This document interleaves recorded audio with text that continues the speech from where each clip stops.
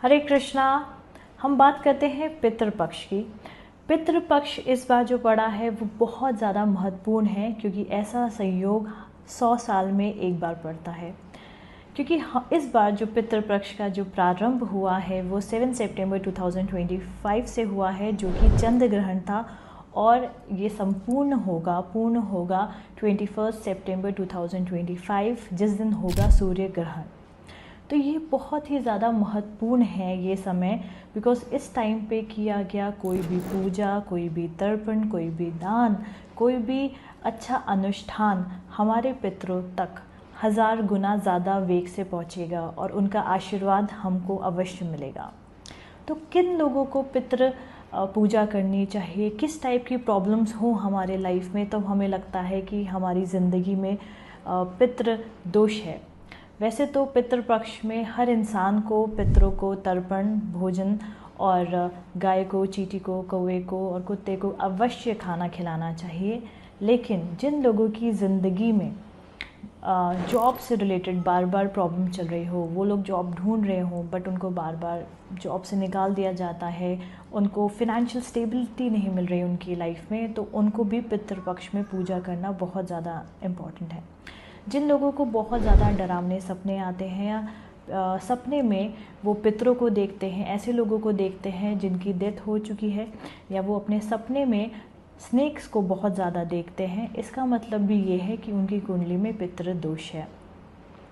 जिन लोगों को संतान प्राप्ति में बहुत ज़्यादा दिक्कत हो रही है, बहुत सालों से वो लोग ट्राई कर रहे हैं बट बच्चा नहीं हो पा रहा, संतान से रिलेटेड कोई ना कोई दिक्कतें लगी रहती हैं, और उनकी कुंडली में भी पितृ दोष है। तो हमें क्या करना है इस पितृपक्ष में? ये जो भगवान ने हमें जो 15 डेज़ जो अपॉर्चुनिटीज़ दी है कि जिससे हम अपनी ज़िंदगी के जो भी प्रॉब्लम है पितृदोष से रिलेटेड वो सॉल्व कर सकें। सबसे महत्वपूर्ण ये है कि अगर हम अपने घर में भागवत कथा का आयोजन कराएं, ये सबसे अच्छा अनुष्ठान रहेगा। अगर कुछ लोग ऐसा कहते हैं कि भागवत कथा कराने में बहुत पैसे लगते हैं, तो हम संस्कृत का जो मूल पाठ है वो भी घर में करा सकते हैं, पहली चीज़। दूसरी चीज़ यह है कि हम संस्कृत का मूल पाठ भागवत का नहीं करा सकते, तो ऐसे लोग क्या कर सकते हैं, रोज़ बड़े से आटे का दिया जलाएं और घी का दिया जलाएं, और जब दिया बुझ जाए शाम तक, तो उसका रुई हटा के वो जो आटा है वो गाय को खिलाएं। पूरे 15 दिन ये गाय को खिलाएं, इससे भी पितरों को बहुत संतुष्टि होती है। दूसरी चीज़ हम ये कर सकते हैं कि इन 15 दिनों में हम पीपल के पेड़ में जल चढ़ाएं और घी का दिया जलाएं, और उसमें काला तिल अवश्य डालें। जब हम सुबह उठ के सूर्य को जल चढ़ाते हैं, तो हमें अपनी जो साउथ डायरेक्शन है उसमें हमें जल के साथ काला तिल मिला के पितृ गायत्री मंत्र से हमें जल चढ़ाना है अपने पितरों के लिए। और हम इस 15 दिन में हमें ये रूटीन ज़रूर बनाना चाहिए कि हमारे घर से डेली एक गाय के लिए रोटी जाएगी, मीठी रोटी। जो चींटियाँ हैं उनके लिए आटा और चीनी हम अवश्य डालेंगे। बर्ड्स को हम बाजरा या जो भी बर्ड फूड्स होता है हम वो देंगे।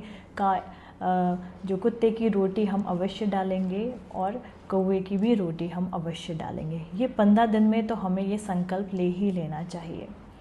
उसके अलावा हम शिव जी पे हम कच्चा दूध और सफ़ेद बर्फ़ी ये भी हम डोनेट कर सकते हैं हमारे पितरों की शांति के लिए।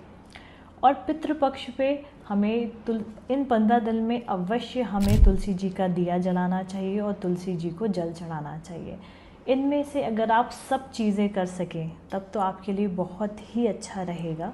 लेकिन अगर आप इनमें से कुछ भी ना कर पाएँ, तो एक चीज़ जो भी आपको इजी लगे वो आप अवश्य करिएगा, क्योंकि ये वाला जो साल है पितृपक्ष का वो बहुत ही अद्भुत है, और ऐसा योग 100 साल में एक बार आता है।